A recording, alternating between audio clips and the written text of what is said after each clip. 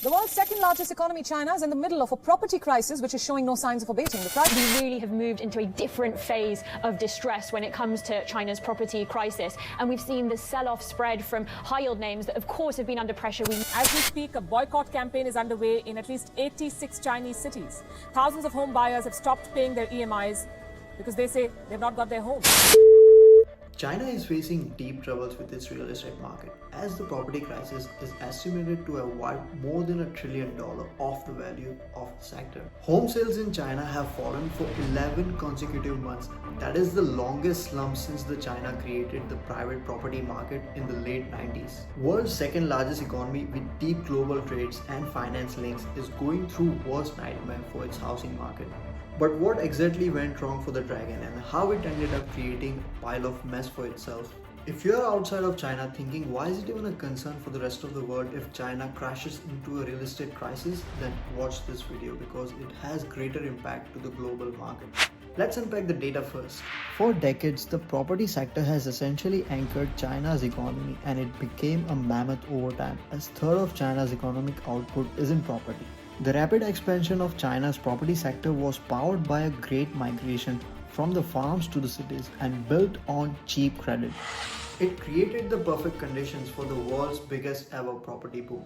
Evergrande, a company started out in 1996 selling bottled water, followed by a stint in pig farming, ended up becoming a property developer which came absolutely out of nowhere, but most importantly at the right time. And within a span of 10 years, the company had assets worth of almost $150 billion.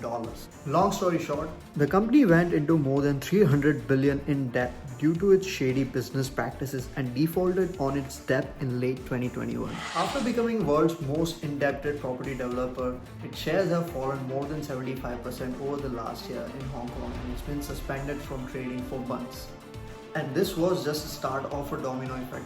When the prices were soaring unsustainably in Beijing, central banks started capping the proportion of outstanding property loans to total lending by banks to try to limit the threat to the entire financial system. And that squeezed sources of financing for developers who were already struggling to handle their debts. According to the Shanghai-based eHouse China Research and Development Institution, more than 200 projects by at least 80 developers have been affected. Several Chinese developers halted the construction of homes that had already been sold because of concerns over cash flow. The second blow to the ongoing housing crisis was the $296 billion mortgage boycott. Since the construction were halted by the property developers, home buyers who had bought the under-development units announced that they will stop making payments until construction resumed. Within a month, the boycott spread to home buyers in more than 300 projects in 50 cities across China.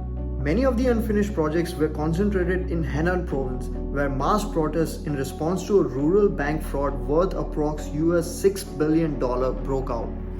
The boycotts raised risk of the mortgage default, a new set of trouble for the banks that are already squeezed by exposure to the ailing property developers. Mortgages make up almost 20% of total bank loans outstanding, amounting to about 39 trillion yuan. That's almost $5.8 trillion US.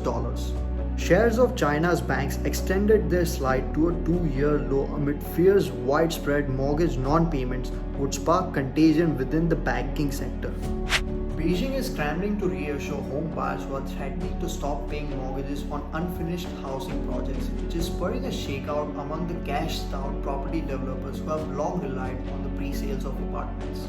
To understand the magnitude of China's escalating mortgage crisis, look no further than Yang Hui, who recently lost her throne of being the Asia's richest woman. Yan became China's wealthiest woman at the age of 25, who is set to lose half of her fortune in the property crisis.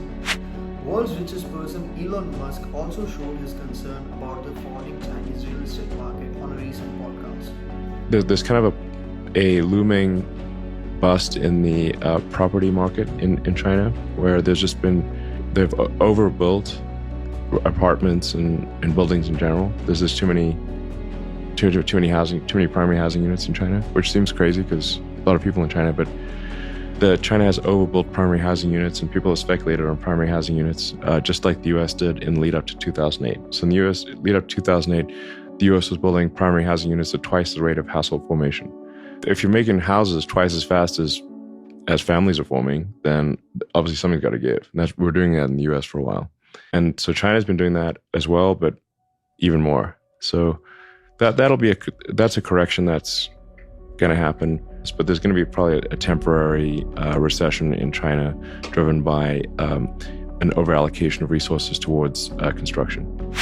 If the property crisis spreads to China's financial systems, the shock would be felt far beyond its borders. Some data suggests that Chinese property market is likely the largest asset class in the world, and extended Chinese real estate market slowdown will impact emerging markets, and the crisis could spread and impact global trade and risk sentiment.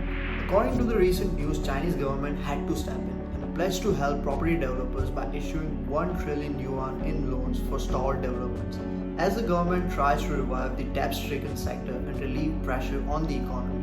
However, property developers and analysts say that even $1 trillion in new financing will not be sufficient to resolve all the debt woes facing the real estate sector. Private developers account 70% of the market, and half of them have run into the liquidity issue. While this will provide a short-term boost to the economy, it is not ideal for China's longer-term growth, as the government and financial sectors are forced to help sustain unproductive and failing real estate industry. Could this be a warning sign for the other housing bubbles outside of China that could burst in the future? Let me know your thoughts in the comment section. And if you enjoyed this video, don't forget to like, share, comment and subscribe with your friends. That's it from my side, guys. I'll see you next time.